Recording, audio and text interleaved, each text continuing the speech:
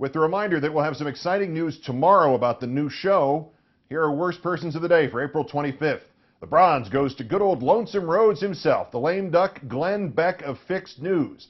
And of all the theories as to why he's exiting stage right, the only plausible one not being widely advanced is that he's just run out of bull. You may have heard about this rant Friday in which his X-Files-like unintelligible Mondo conspiracy has mutated yet again.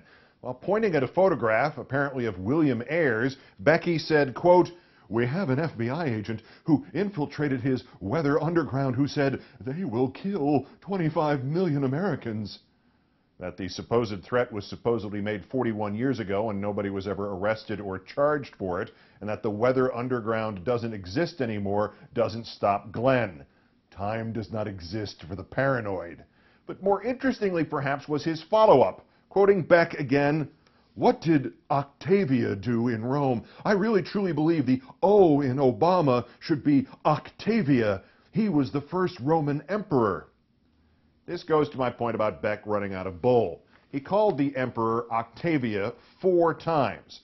The first Roman emperor was Augustus, also known as Octavian. Octavia was Octavian's sister. Octavia is also the name of a town in Nebraska. Conspiracy theories work much, much better if you get the names right and if they don't pivot on stuff that only one man says happened back in 1970.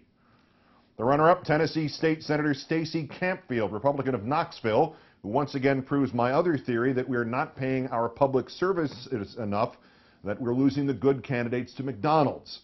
Mr. Campfield is the man so terrified of homosexuality that he introduced a bill that would make it illegal for a teacher from even referring to the subject in front of kids who are in the 8th grade or earlier. He cleverly gave that bill a nickname, the Don't Say Gay bill. Even as one of his Republican colleagues pointed out, that Tennessee already has legislation, fueled by hate and fear, prohibiting such teaching.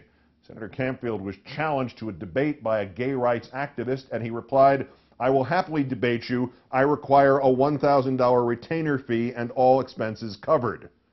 This guy is trying to profit off his hatred, and as usual, that's where the radical right drives off the cliff.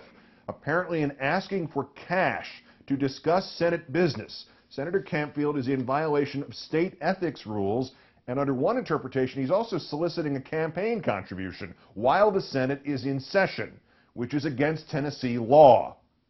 By the way, I think it's safe to just assume that when a legislator, male or female, concocts a law that would codify his or her hatred like this, they're really motivated by some moment when, to their own horror, they were attracted a little bit to somebody of the same sex. Let's just assume that's what this bozo did and think of that every time we think of his bill. But our winner, somebody trumping even that level of hate, State Senator Bruce Caswell of Michigan. He has proposed that foster children in Michigan should only be permitted to spend their state-funded clothing allowance in thrift stores.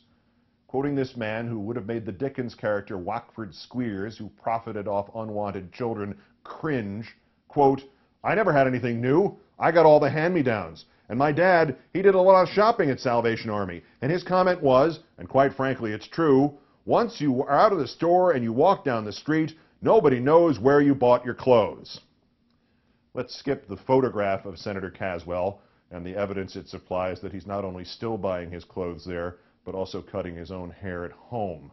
Consider again for a moment that little life lesson from Caswell Sr. Once you're out of the store and you walk down the street, nobody knows where you bought your clothes.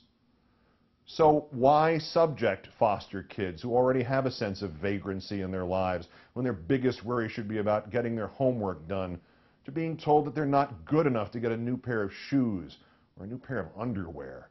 Obviously, Caswell must see an opportunity for this scheme to save Michigan some money somehow. Nope.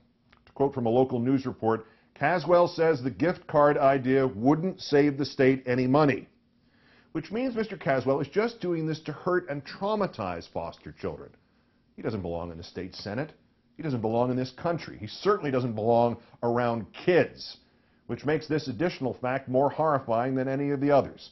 His pre-governmental career, Bruce Caswell was a school teacher, a school superintendent, and as a track coach and high school assistant football coach, he is a member of Michigan's High School Coaches Hall of Fame. And if that organization does not expel him immediately, it should be defunded. Bruce, are there no prisons? Are there no workhouses? Caswell, the worst person of the day.